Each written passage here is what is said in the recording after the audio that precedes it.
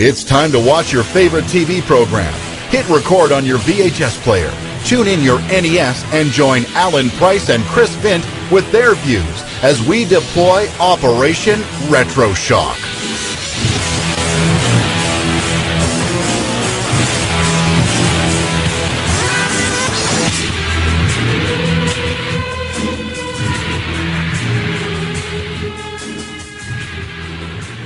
Hello everybody and welcome to another episode of Operation Retroshock. Is Jericho! He's got it in one. Did you get it, everybody? I guessed correctly. I guessed correctly as well. Maybe you should introduce yourself before you go any further. I be Alan Price. And I be Chris Vint. And why are we talking I be? Because we are awesome and we can skip words in our grammar. I see. Just so I know, because there may be new people listening since we have a Chris Jericho interview. I was trying not to be as random as normal, but if we are, love us for it. Don't hate us, love us for being random, because we normally are. So what are we going to be doing today in episode Y2J? Episode Y2J is going to be off the chain. Ugh. This is the biggest episode in our history. Obviously. Kind of a big guest, would you say? A big guest? Just a little bit. A big guest. A little bit, yeah. No, a big guest. Yeah. We have Mr. Chris Jericho, the lead singer of Fozzy, and of course a WWE superstar, undisputed champion, multiple intercontinental champion, and so many accolades to his name that you could spend pretty much the length of one of our shows just explaining those. Yeah. But what we have planned for this show is, obviously, we are going to sit down, speak with Chris about his upcoming UK tour with Fozzy, which we cannot wait to go to. We will give the dates after the Chris Jericho interview, so that after you've listened to that, you can see where he's playing near you. And I know he's going to Australia. G'day, mate. Down in December time. I don't know why I'm still talking Australian. You're but doing anyway. pretty good with it. Yeah, but he'll be going down there. I see he be. There we go again. He be. He is obviously going to Australia. So, and obviously he'll probably be turning the US as well at some stage. Yes, but not only that, we will be talking about obviously some of his experiences with WWE, favourite matches, all that sort of stuff. But also because we are Operation Retroshock, we decided to ask Chris some questions about things he liked when he was growing up, some retro memories of his own. And it has to be said that one of his hardest questions was the song one. Yes, which didn't surprise me, because he is very, very, what would you say? Musically minded? Yes, exactly. So he doesn't look at songs from maybe a normal person's outlook that, oh, that song's really cool. He thinks of it as a musician. Yes. And that's where his love comes from for those. But do you think we should get this thing underway and let them all hear? I think we should, yeah. So we shall go to the break, and we will come back with the man himself, Chris Jericho. See you after the break. Hi, my name is James Eatook, and you're listening to Operation Retroshock, which covers all things retro, much like Serial Geek magazine. Head over to serialgeek.com to buy the glossy magazine dedicated to the cartoons of the 80s, like He-Man, She-Ra, Transformers, Thundercats, Teenage Mutant Ninja Turtles, G.I. Joe, etc., etc.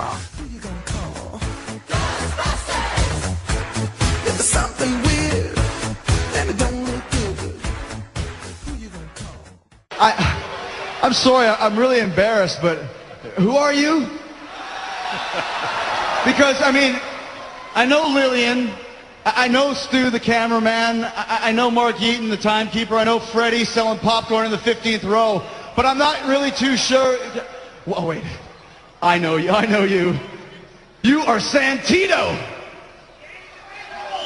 That's Santino. Santana. Santino. Sandusky. Santino. Santico. Santino. Santoco. Santino. Santokyo. Santino. Sandadista. Santino. Santa Maria. Santino. San Luis Obispo. Santino. Tuxedo. Santino. Tuxedo. Santino. Santino. Santino. Santino.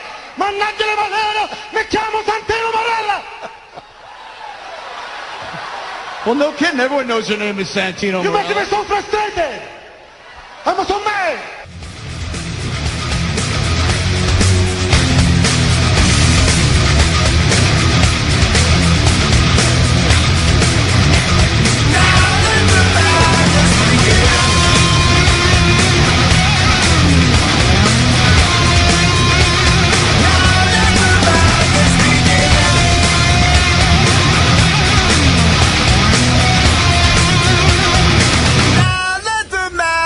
Begin. Welcome back from the break, everybody, to Operation Retroshock. We have a hell of a huge guest for you all today, as promised. I could introduce this individual, but I would not be able to do him justice at all, so I will let him introduce himself. This is MC Hammer. Brilliant. We can't speak to this guy, apparently. So, how are you today, Mr. Hammer? Too legit to quit, man. You know how it is. Mr. Jericho, obviously this is Chris Jericho. Unfortunately, it's not MC Hammer, but I think Chris Jericho is a bit bigger than MC Hammer. Second best thing, almost as good. Mr. Jericho, we just want to sincerely thank you. It's truly an honour and a privilege. We've been counting the hours and counting the minutes to sit down and talk to you. We just sincerely thank you for coming on the show, just to give us your thoughts on things retro and things wrestling, but primarily to do with your Fozzy UK tour. So just thank you so much, and I'll kick it off with the first question. That's what we're here for, man. First time someone's ever introduced the first question. The main reason you're here, obviously, it's to promote the Fozzy Let the Madness Begin tour, and you're appearing near us in Belfast on October 14th. How excited are you for this tour, and is there any special memories you have from touring the UK with Fozzy? Well, the UK is like our second home at this point. This is our 8th tour of the UK, and we haven't been to Ireland since, I think, 2005, so we're really excited to return. I remember the shows were just crazy in Belfast and in Dublin, and we're really happy to be coming back to Ireland. It was one of the places we wanted to return to. So, yeah, like I said, I think for whatever reason, people in the UK just like Fozzy. They like what they like. I mean, there's not as much of a trendy thing going on in the UK, so maybe that's one of the reasons why we do so good. I don't know, but we're really happy to come back and blow some people's heads off with some of our new material, and I think from the response we've been getting so far, it's working both ways. Everyone's excited that we're coming back, and we're excited to be there. Absolutely. Okay. So embarking on another tour must be very fulfilling. But how did Fozzy come about? How did the band get put together?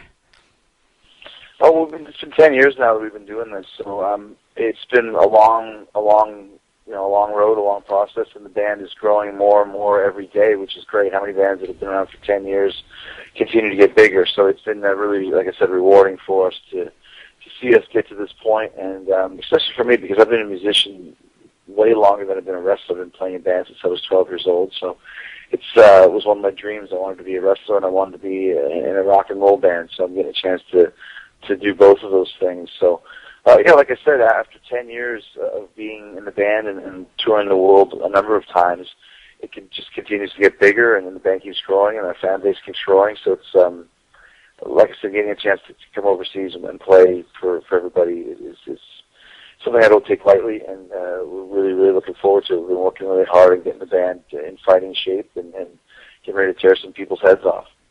Sweet. Obviously, like we said, Fozzy has a loyal following here in the UK, so much so you even filmed a music video the last time you were here. Obviously, yeah. You said that the UK fans, they're very into it and that sort of stuff, but how do UK fans differ from the likes of the American fans when it comes to seeing your shows?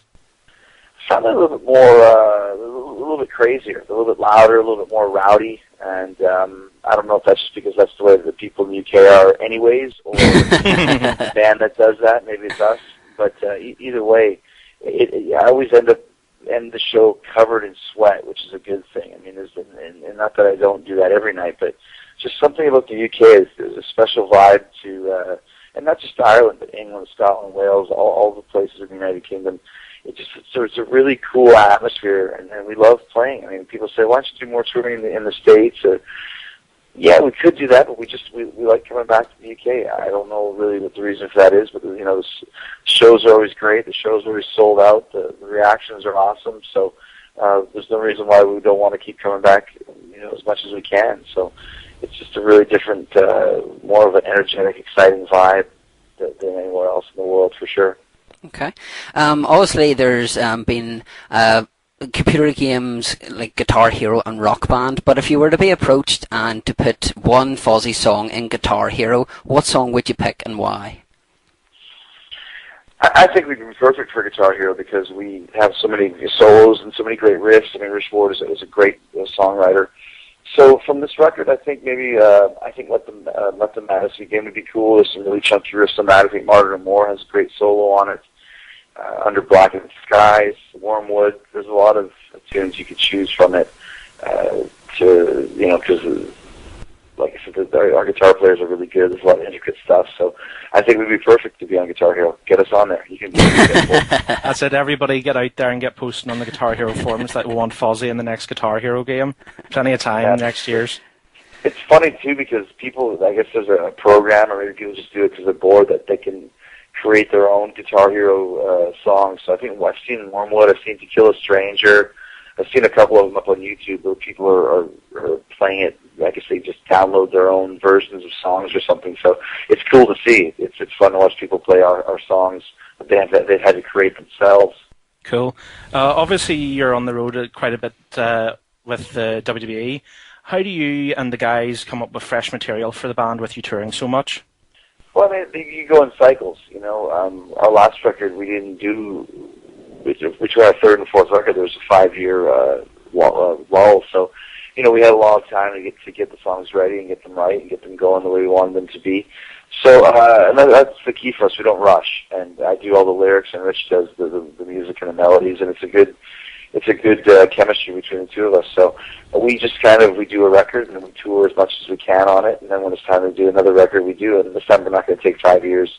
We're going to start working on a new record early 2011. So there's some new Fozzy stuff coming up within a year for sure, which is important because this record did a lot for us. Chasing the Grail was a big hit.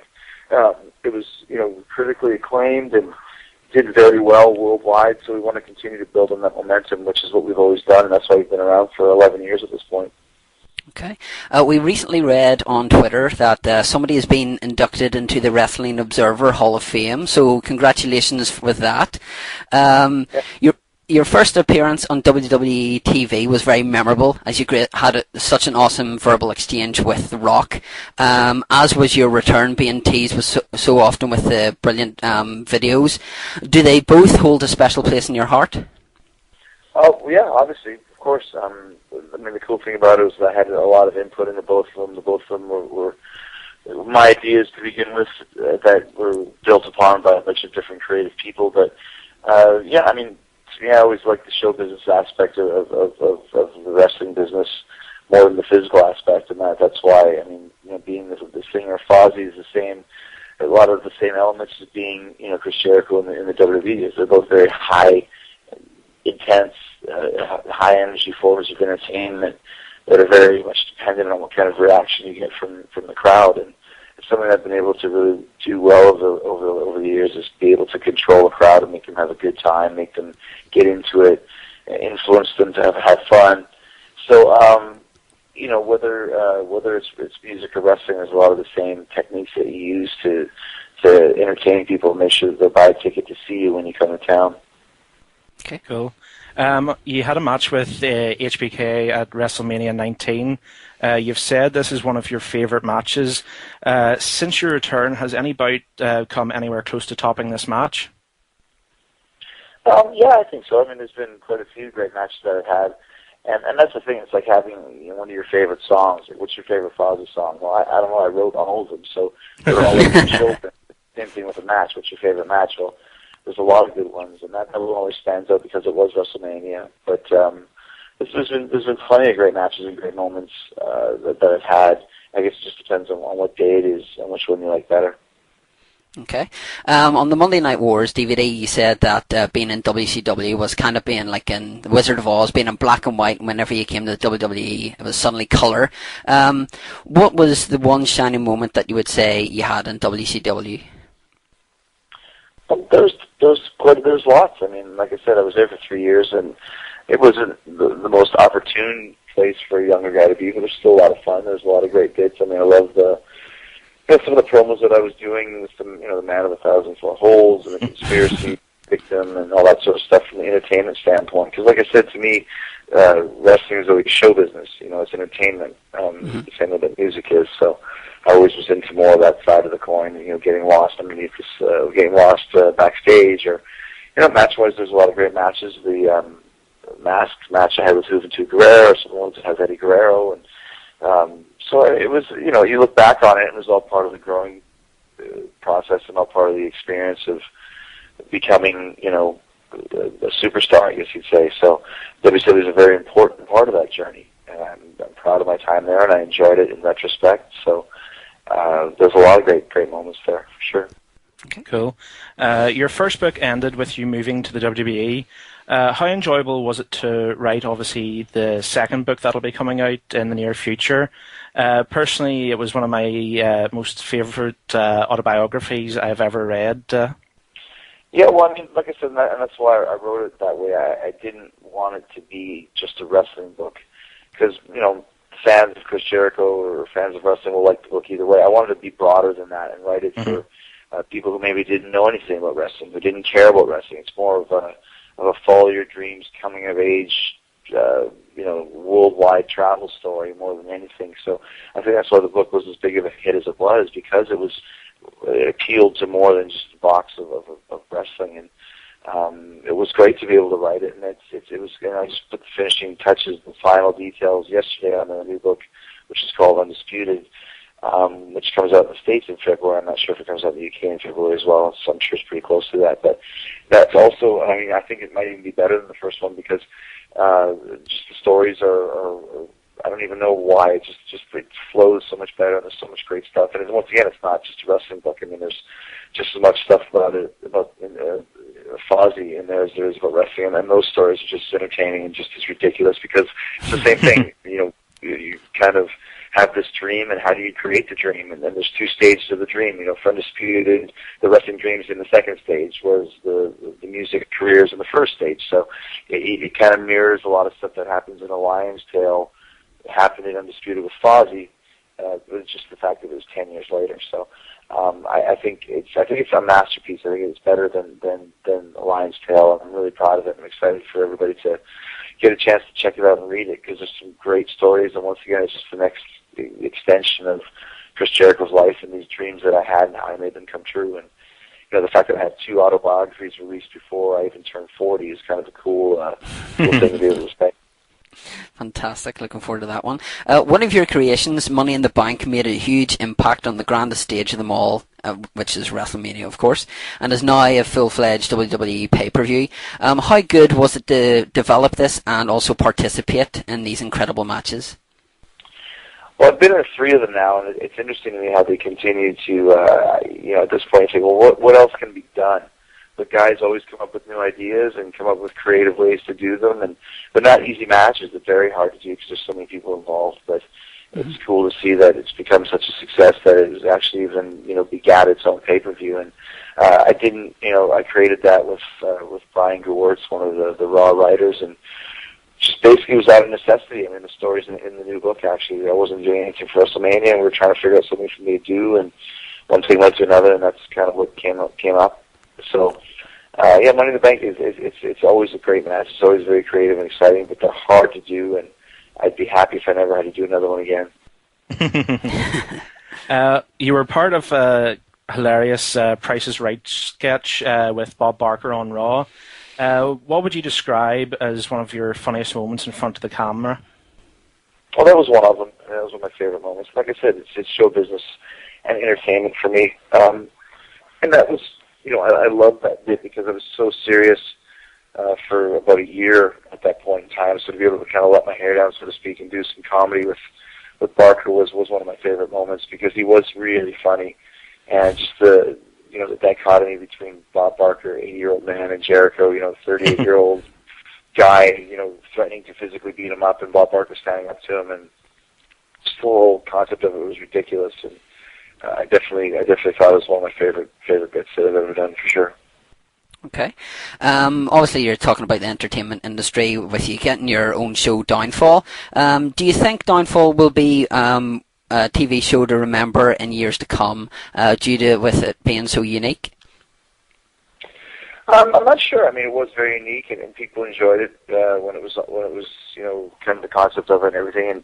But a lot of people didn't like it because they were really angry that you would destroy these things. And, but to me, I think my performance will be remembered. I think it's been very beneficial and will lead to a lot more things in that genre and in that realm in Hollywood. It was a chance for me to show, for whatever reason, Hollywood is very reluctant to let wrestling guys into its inner circle, and it gave me a real good chance to show that I'm not a wrestling guy, I'm an entertainment guy, and it's a show business type of vibe more than anything else.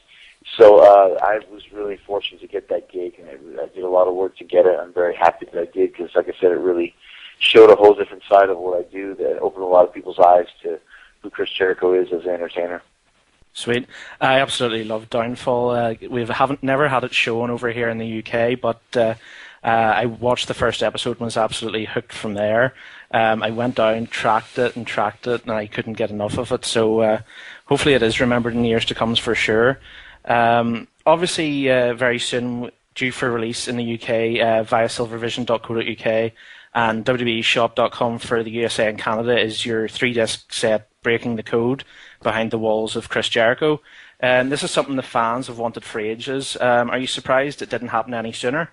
I'm not. I mean, I was asking why we hadn't done a Jericho DVD, but everything happens for a reason, and timing is everything. So I think because I've been such a dick over the last couple of years, that maybe that's one of the reasons why they didn't want to put out a DVD because they didn't think people would buy it because I've been such a bad guy. But I think at this point in time, good guy, bad guy, the character of Chris Jericho has been around for so long in this business. I mean, 20 years as of October. That, I mean, there's so much material that they could use for it, and they own pretty much all of it. So I don't mind the fact that we had to wait because the DVD is incredible. It's one of the best ones that I've seen. Obviously, I'm biased, but I'm not. But just the fact that they had so much stuff to choose from, it really turned out good. And I put a lot of time and effort into it and made sure that everything that you see on there has been approved by me, or So it really, I'm really proud of it.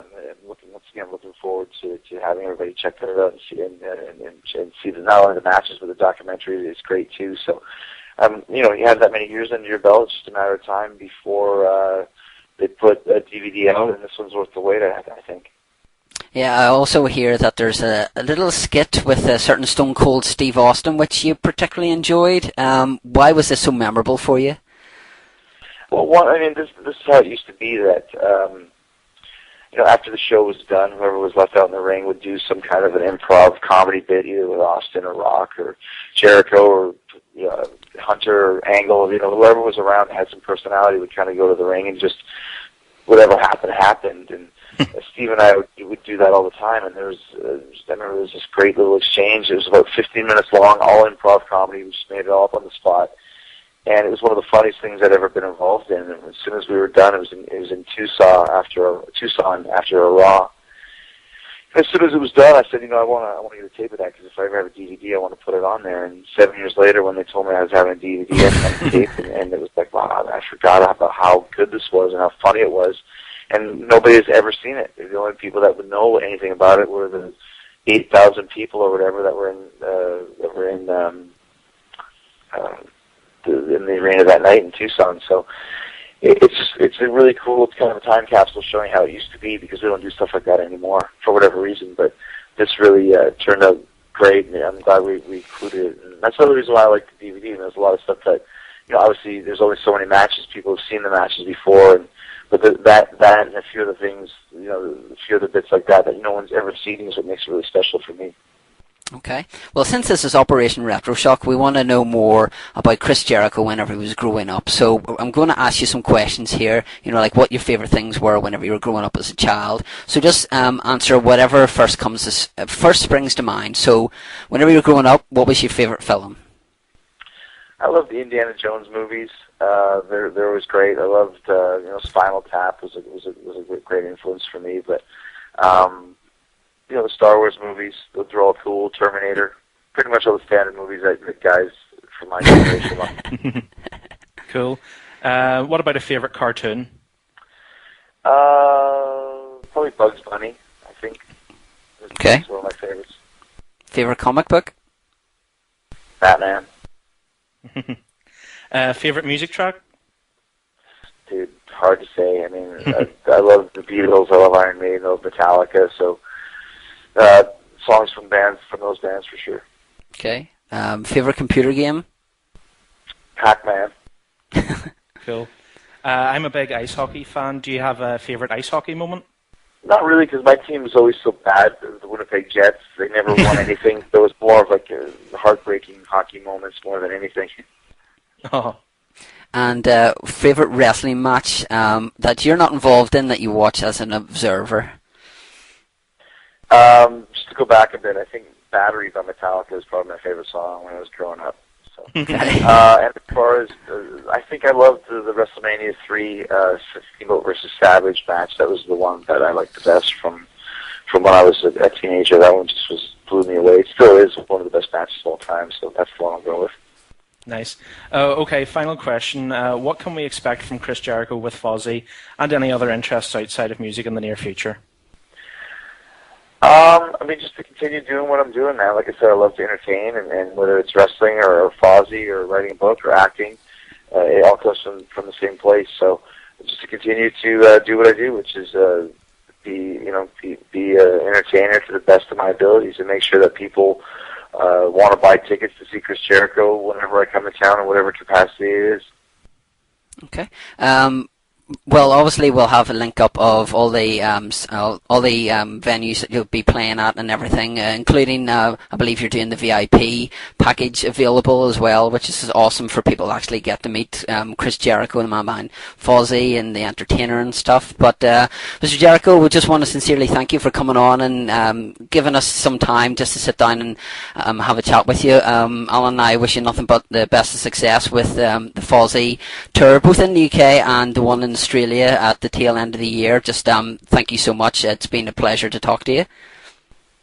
I appreciate it, man. We're excited to come back to Ireland, like I said, and Belfast for sure.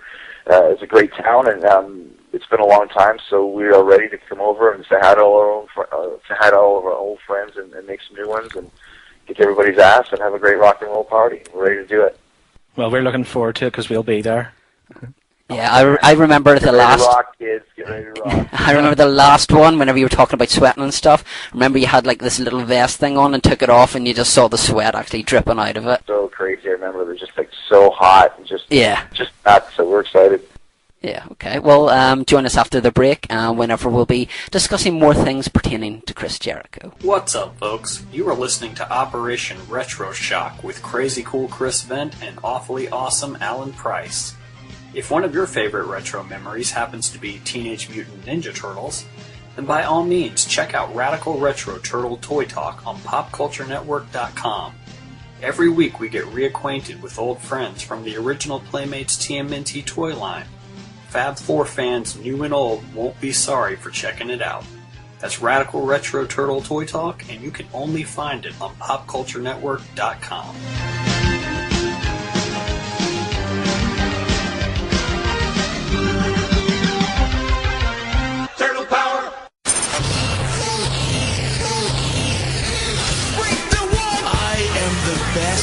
In the world at what I do. This is Chris Jericho. I'm gonna treat you to a story, my story, courtesy of Y2J. Now, for the first time ever, an uncensored look at a superstar who is entertained across the globe in Breaking the Code, Behind the Walls of Chris Jericho. This is as talented as it comes, Junior. I am the highlight of the night. I am the Ayatollah of rock and roller. Raw is Jericho! Break the walls down, go behind the scenes, and get an exclusive look at an unparalleled 20-year career. I have beaten every superstar there is to beat. I am a larger-than-life living legend. This latest DVD is Jericho. Breaking the Code, Behind the Walls of Chris Jericho. Available now. And welcome back from the break. No, welcome back from the break and the epicness that was Chris Jericho. Sorry, MC Hammer. MC Hammer, yes. Yeah. It was actually such an honour to sit down and speak with MC Hammer, get to hear some of his thoughts on the music industry. So we have some tour dates for MC Hammer. Oh no, we'd have tour dates for Chris Jericho, because MC Hammer, he's a priest or something now, isn't he? Is he really? Yeah, he used to sell bikes from what I remember. Whoa, that's... I don't know what to say to that. People came in and started going to go to the bell and went, "Oi, can't touch this." Moving on. Oh, come on, that was good. You have to give me that. Okay. But like Chris said, we have some tour dates to let everybody know about in regards to Fozzy and their UK tour. Now, just to let everybody know that each of these tour dates, there is a Superfan VIP package subject to availability. I think it's, 20? Yes, 20 per show, yeah. 20 per show. Extremely limited. But that includes, obviously, a ticket to the concert, dinner, group conversation and pictures with Fozzy. You would provide your own camera, of course, for that. You get autographed picture, you get an autographed Fozzy t-shirt, and early entry into the performance venue for the actual sound check, which I think is pretty neat. That's awesome. So that is pretty neat. Yeah. But of course, obviously, the meeting is the biggest part of that. It would be, yeah. I mean, it's not every day you would either sit down and talk to Chris Jericho or go and meet Chris Jericho. Yes, we did. And to meet Chris Jericho would be even better. Yep, absolutely.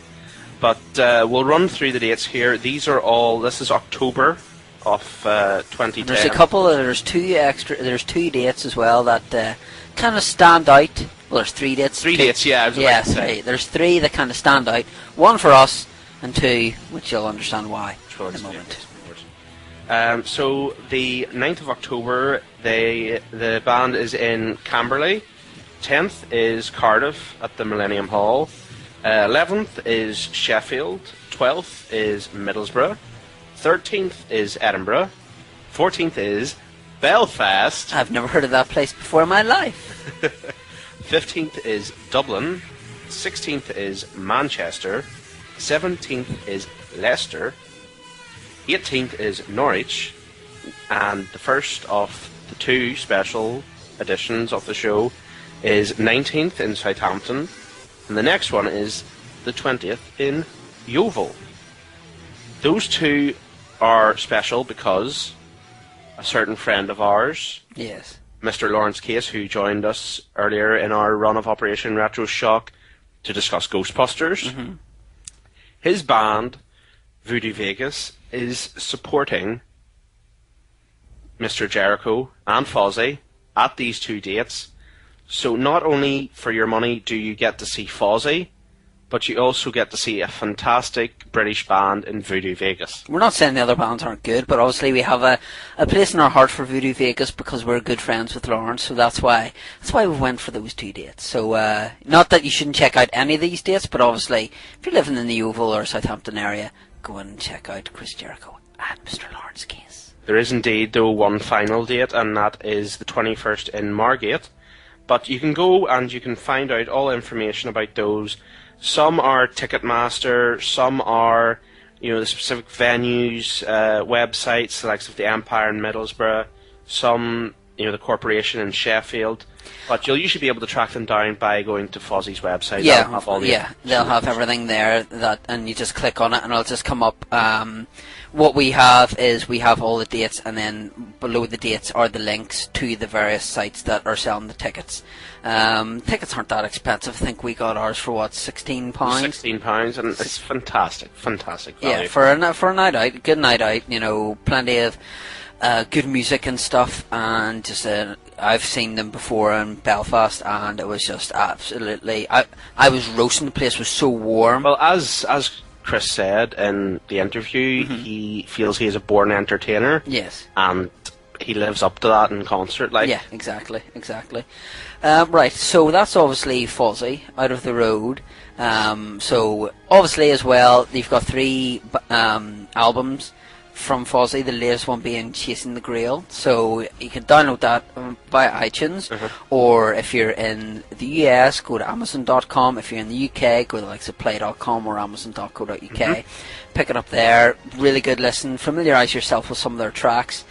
Favourite of mine would have to be Enemy, so it would. That was whenever the first time I went to see him, that was the one song. Like, I knew the majority of the songs, but that's the one song that I would listen to over and over again, and just familiarise myself with the words. So whenever he's standing there, you know, singing away, and I'm going, you're like, I can join in. Yeah, I can join in. I know the song, and start clapping my hands and stuff. Well, I didn't really, because I was wearing my Dopey and Ass Clown t-shirt as well. Do you have to bleep that? No, you don't have to bleep that, because I let the word jackass pass in the last episode, so I think we can get away with the ass word now from now on. Okay, well, stop saying it then. Ass. No. No. So anyway, what we're going to do now is we're going to move away from Chris Jericho's musical side to what he's probably most recognisable for, which would be his wrestling persona. Now, Alan and I have sat around since we conducted the interview thinking, what are our favourite matches of Chris Jericho? And obviously a lot of his matches are good. One that didn't make the list from me was from Bad Blood 2003, wasn't it? With Goldberg. Yes.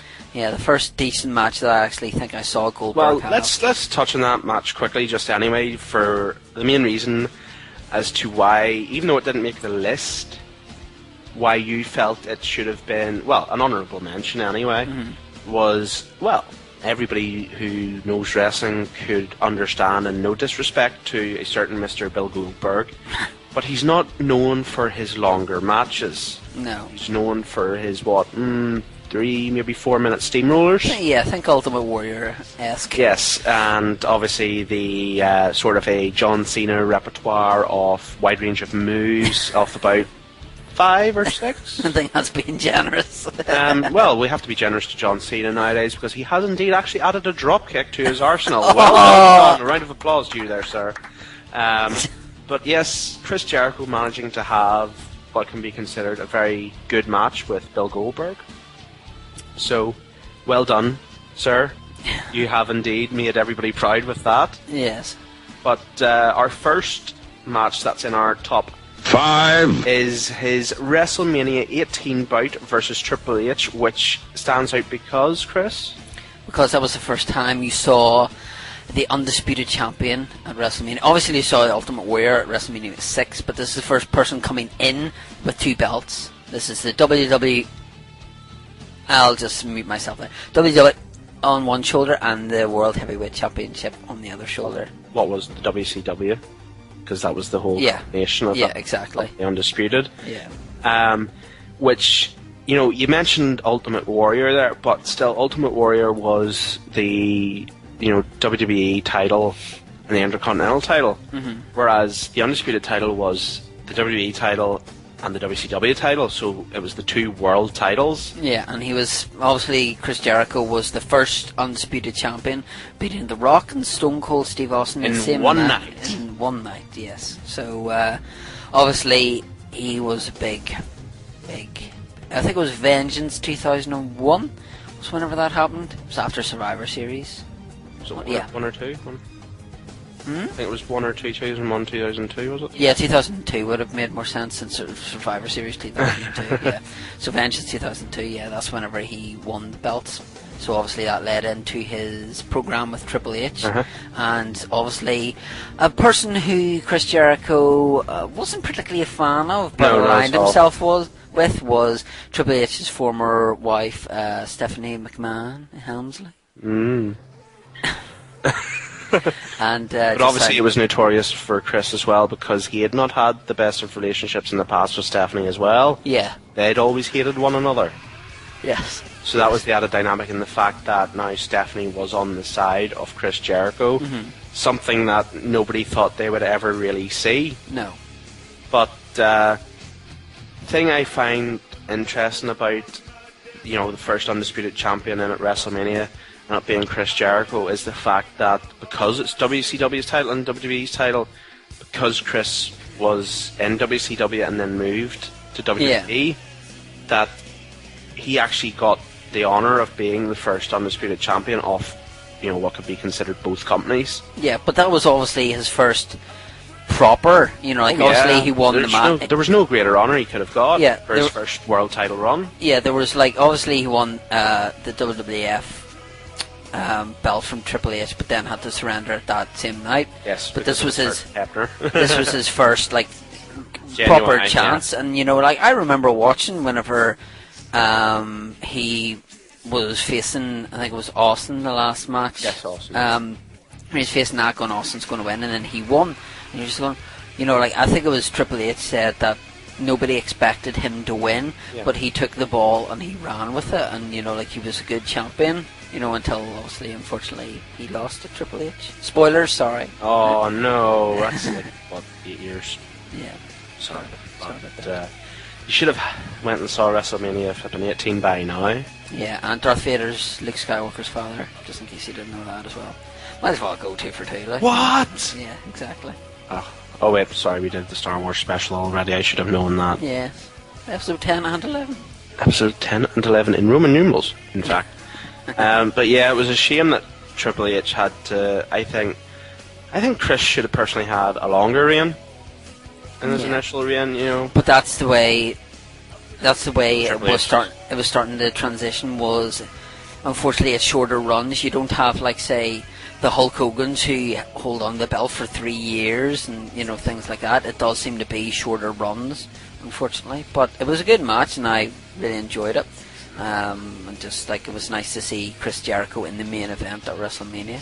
And the thing that always stands out for me that I love is when he has the 2 belts. Yeah. And he does his pose. Yes. With the 2 belts out in both arms, and it's just that is class. Plus the lovely little beard. Never a fan of the beard. On his chinny chin. So match number 4 is the Survivor Series in 2002. A certain match involving HBK, Triple H, Kane, RVD, and Booker T. Even. Obviously, Chris in this match made it complete, and it was the first Elimination Chamber match. And obviously, Jericho came to the ring with a different music, which was the King of My World by Saliva. Which was class, I thought, because Saliva were in fact playing that live in New York. In New York. New York, yeah, that's right. And then it was getting played out in the arena as he was coming down to the ring. Mm-hmm. And I think it was a case of it made quite a bit of an impact, that because everybody's been just used to the same theme for Chris for so many years. And he made a hell of an impact in this match because, well, you wouldn't have expected him not to make an impact in this match simply because the talent that was involved in it. Yeah. Well, Kane, well, meh. Booker T, well, 5 time. And obviously RVD goes, Triple H, you don't need to breathe. I'll just drop my knee on your neck. Yeah. Like, come on. That's what you get for getting high before a main event match, Rob. That's just us being funny. At no point did we know that RVD was high in November of 2002. Pods, didn't he? Yeah, well, kind of more like Bell. Nah, it wasn't really 5. But anyway, move on quick. But obviously, that was notorious for, well, not notorious. Notorious is kind of bad. But Shawn Michaels returned to the top. So it was kind of a big thing because obviously HBK had been Chris's kind of idol and growing up. Obviously we spoke about Chris and his, thoughts on WrestleMania 19. But we'll move on here to match number 3, which is Chris Jericho only. What was he in this match, Chris, at ECW? One Night Stand? Lionheart? Yes, versus... Whenever you said it to me, it was just like, is it Lionheart or is it like Youngblood or something? You were going to say like, Lion-O? Yeah, Lion-O. Lion-O. It was ECW One Night Stand. Chris Jericho as Lionheart Chris Jericho versus a certain Lance Storm even, Alan, speak right. Can never get it out of my mouth. If you could be serious for a minute. If I could be serious for a minute, it's Lance Storm. And this was kind of Lance Storm's last ever televised match. It's a pretty good match to go out on as well, I have to hell say. of a match, it really was. Again, this would have been what everybody considered a contributing fact to the reason why ECW was brought back to WWE television, was the sheer quality of matches. But big reason for this match being on our list is not only was it Lance Storm's last televised match, but because he was having it with someone like Chris Jericho, because of their past together, that it meant so much for Lance Storm to have this match with Chris. I think it would have been the same as well if Lance Storm had the match with, say, somebody like Edge. Yeah. You know, because obviously Edge being a fellow Canadian like Lance Storm, and that would have been that, and would have got a decent match out of Edge. But obviously Chris Jericho obviously does a couple of different moves that you haven't seen for a while, because it's ECW, you know, it's like a special stage. It's kind of like you have a lot of hardcore fans there who are ECW and have loved the ECW product since the day it was born. So to bring that back and to show people, you know, the matches and to see old rivalries, you know, rekindled. Yes. Obviously it then worked the next year, but then they brought it back, but then it was like One Night Stand instead of ECW One Night Stand. But you can't have so much of a good thing, and then unfortunately ECW's the rebirth of it started well, that pay-per-view. Yes. And I think it was mainly done to the Rise and Fall of ECW DVD, which Chris obviously featured on as well. And then it kind of, you know, unfortunately went downhill, and I think that's what's going to happen in TNA, but that's a different story for a different day. Yeah. But yeah, the credit has to be given to not only the likes of Chris or Lance, but everybody who would be on the card on the One Night Stand. Yes. I think, you know, obviously there was the resurgence in popularity with ECW as a result of not only the DVD but these pay-per-views. If WWE had maybe just kept it to a pay-per-view per year, ECW pay-per-view properly would still be going now, even with WWE being PG, because pay-per-view, it's a selective thing. Yes. So WWE would still get, you know, the over 18 demographic buying the pay-per-view and still getting a fantastic, you know, pay-per-view buy rate. But obviously you'll still get a number of their fans from the lower ages wanting to see, you know, what is ECW. But it's a shame that it had to end up going out as it was, but it's still nice to have the memory of the likes of that One Night Stand pay-per-view, seeing a different Chris Jericho, because you have to give it to Chris, because there was a certain individual on this pay-per-view who did not have the respect for his original ECW roots, and that was a certain Rey Mysterio, who came out wearing his normal WWE gear, because Chris came out with the Lionheart jacket, and you know, the old style tights, all the old throwback, whereas Ray came out, oh look at me, I'm in my lovely shiny WWE stuff, and he wasn't well received. So moving on with that, on to match number 2, which was No Way Out 2002 versus a certain Mr. Stone Cold Steve Austin. What? Indeed. What are your memories of this, Christopher? The NWO. New World Order, NWO. I'm going to inject poison, as Vince McMahon said.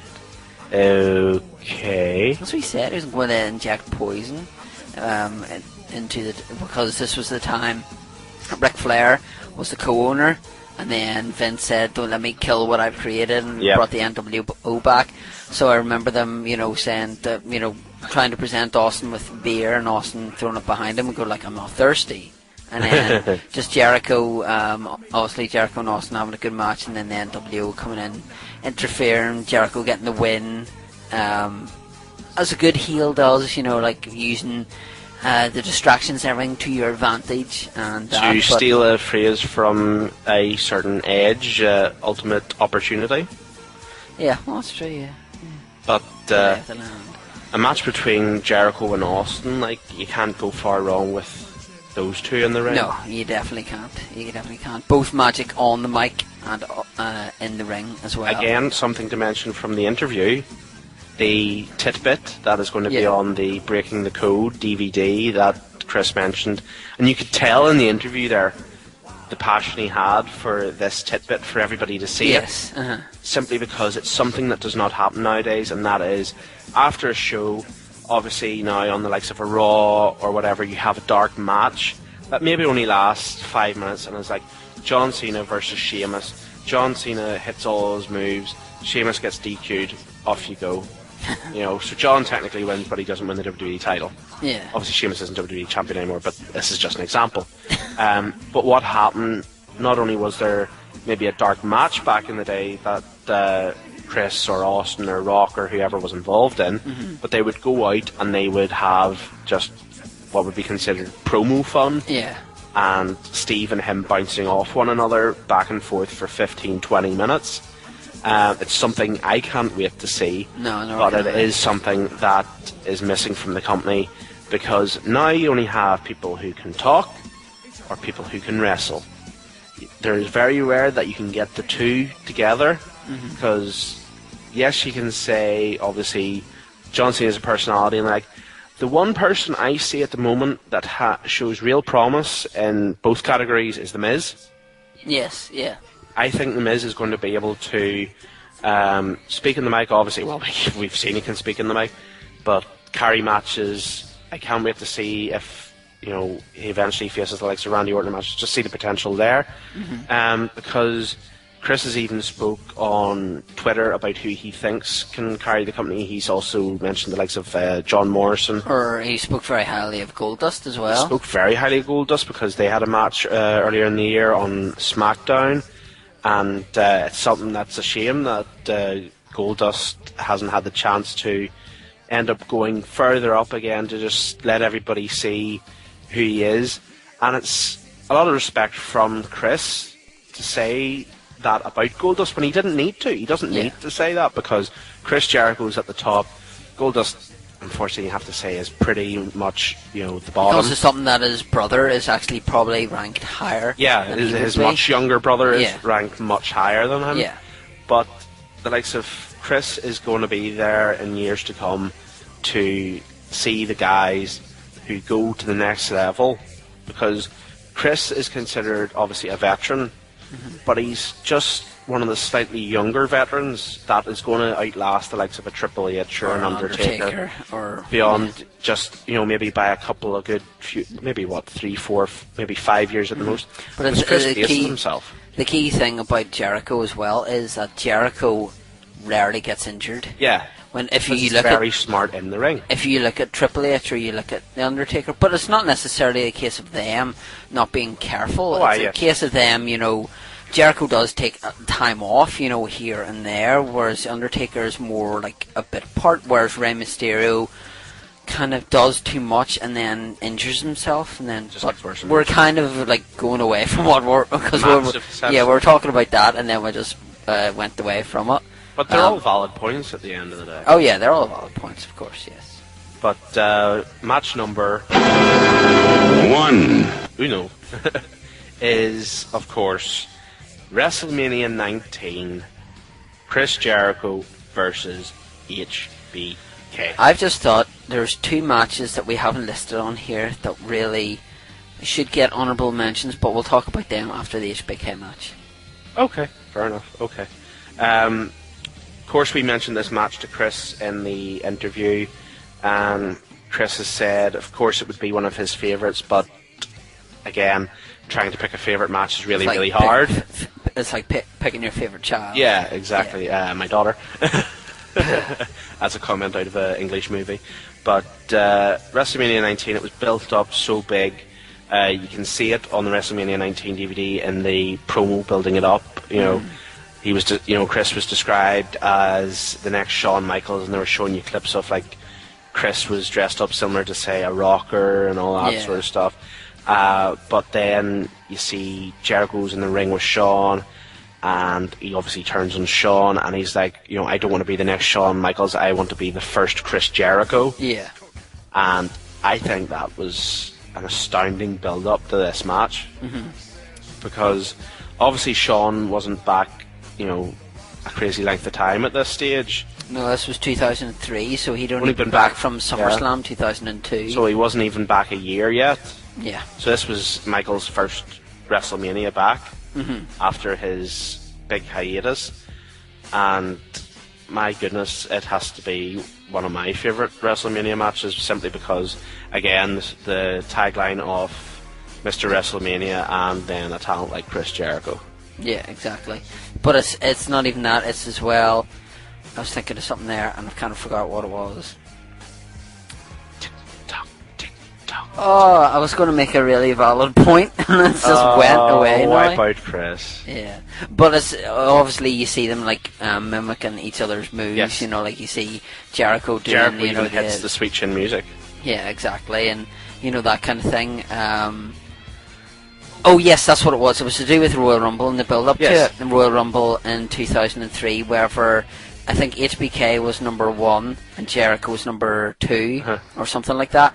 But Christian posed as Jericho, and Jericho snuck up behind him, gave him a low blow, and then threw him out of the ring, and that's where the feud escalated from. So it's just that's just pure, pure comedy. The fact that you've done that to get. But again, it's another interesting and unique way to start a rivalry. Yes, because obviously playing off the whole point of Shawn Michaels won the Royal Rumble from the number 1 spot. Yeah. And Jericho's like, ha ha ha, look what I've done, I've went and threw you out. Yeah. But then, of course, during the match we'll have not only a phenomenal match and the back and forthness of it, and HBK with weird hair, of course. Yeah, short hair, yeah. It's like whenever Rachel from Friends got her hair cut, because you used to being really long and you got it cut, and you're like, that just doesn't sit you. And then it's just like, you see it growing and growing, and then it comes back and, yeah, that's the Shawn Michaels I know. Of course, being less hair means, it doesn't mean he was a rubbish wrestler or whatever, like he was still a great wrestler, just odd hair. But I think one of the biggest impact from this match was probably at the end. Yes, yeah. Where obviously it looks like Jericho's broke down, he's like really emotional. Yes, he's lost, but that he was in such a hell of a battle with what would be considered one of his idols. Yes, yeah. In the business, and they embrace, and they're patting each other on the back, and then Jericho just gives HBK a good kick in between the legs. Yeah. And HBK kind of slumps into Jericho's arms like you would see in a movie of like someone shot. Yeah. And Jericho's just holding him, and it's just like poetic heel Jericho. Yeah, exactly. It's I've kind of got the upper hand because you're lying down, and then he spits on them and then walks off. Yeah. But the the 2 honourable mentions. Number 1 was WrestleMania 20 against Christian. Oh yeah. Obviously, this was the whole angle to do with Trish Stratus, which was great. Really good match, just thoroughly enjoyable. And the other one I can't remember. It may have been after WrestleMania 26, whenever he fought his idol Ricky Steamboat. Oh yeah, definitely. Yeah, and that was just obviously he fought him at WrestleMania 26 with Roddy Piper and Superfly, but Steamboat was the one who could kind of hold his own. Yeah. And the match. Sure, that led to him and Jericho having their own one-on-one match. That's the match I'm talking about. Yeah. That's the one that I would say, that's an honourable mention. I think it was maybe Backlash. Yeah, I think it was a month after. Yeah, because it was obviously Piper, him, and all at WrestleMania. Everybody at WrestleMania was like, "You've still got it, you've still got it." And then you had Raw. There wasn't it like a 6-man or something like that, and Piper was involved. Not Piper, sorry. Steamboat was involved somewhere, because I remember it was like I think it was DX. It was like DX and Cena and wouldn't it be something, was it? Would it have been DX? Because that would have been... I can't remember exactly, but it was a big numbered tag match. Cena was there, yeah. I know who you mean, yeah. And Steamboat got involved in the match, and again, you've still got it, got it. And then it kicked off between him and Jericho. And then him and Jericho had the one-on-one match at the pay-per-view. And you would not believe that Steamboat had been out of wrestling for years, because it just was... It was what you would expect from a WWE quality, upper mid-card event. Exactly. It's just like, how the hell did this man retire?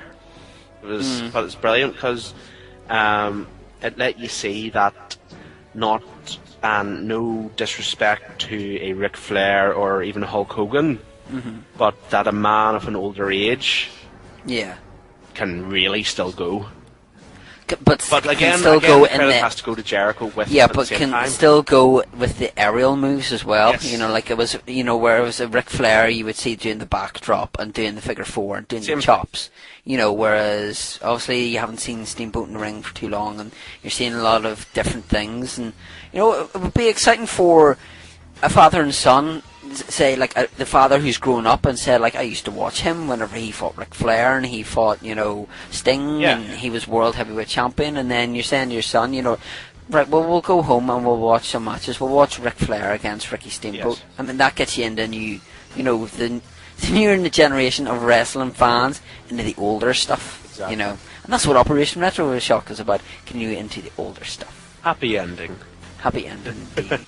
We have another show coming up, which we shall talk about. In fact, what we'll do is we'll play an audio file for that. Hey, this is Lawrence from Voodoo Vegas. We are supporting Fozzy on October 19th and 20th in Southampton and Yeovil. Join me, Chris and Alan for 2 shows discussing the awesomeness that is Batman. Don't make it a dark night. Okay, so you can understand now that Lawrence Case is coming on to talk about Batman. Batman with her? Yes, Batman. Coming here. Now, what we're going to do is... You're trying to kill him. Stop it. So, should we say what we're going to do after the Batman specials, then? Since... Well, there's 2 kind of plans for after Batman. Because there is going to be, obviously, we've done Nintendo. Yes. We've done Sega. Yeah. So next in the sort of console-specific shows Yeah. is PlayStation. 1. Uno. 2. No. No, Number two's 1. for a different. Two's for a different Number time. 1. What are the games that we're going to do in that one, Chris? The games we're going to do are my choices are Parappa the Rapper, Parappa, because Parappa. you gotta believe, and Kick Punch is all in the mind. If you're going to test me, I'm sure you find things to teach you, and all that stuff.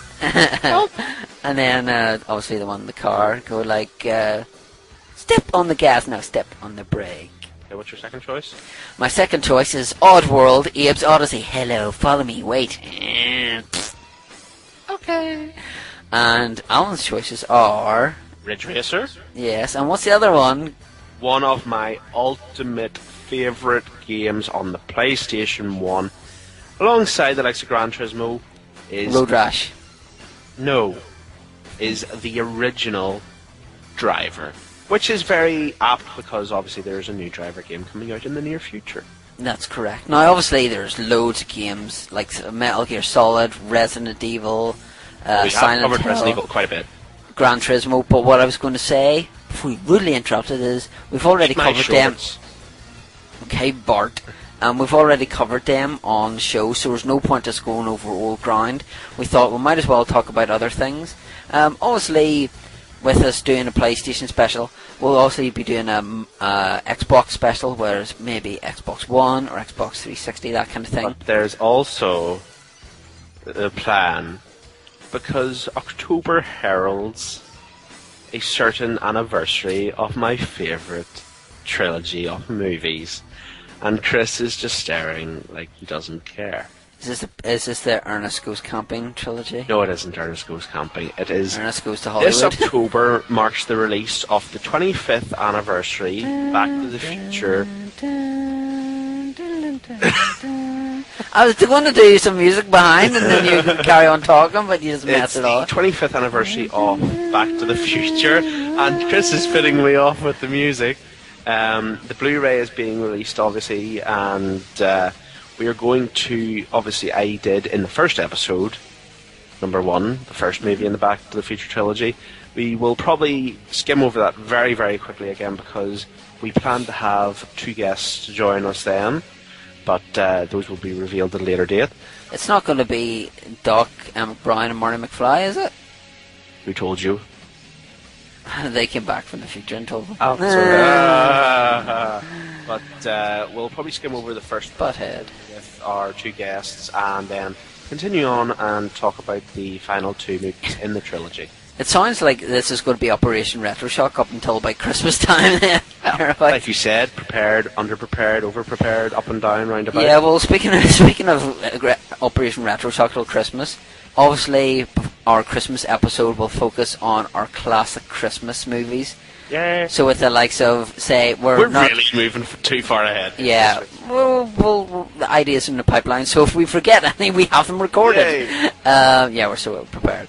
But it means that we can talk about certain movies that we love at Christmas, whether it be Jingle All the Way, or whether it be Scrooge with the fantastic Bill Murray, whether it be Home Alone, whether it be Carol, or whether it be He-Man and She-Ra Christmas Special. Yeah, that's my pick. Which you will find on Master Universe Chronicles commentary with James Bustertoons E-Talk. Can we call it a day? Yes. Okay. One final reminder to everybody, once again, go and check out Fozzie's website for all your information on the Let the Madness Begin tour here in the UK this October, and future information for all you Aussies about the tour coming your way in Australia.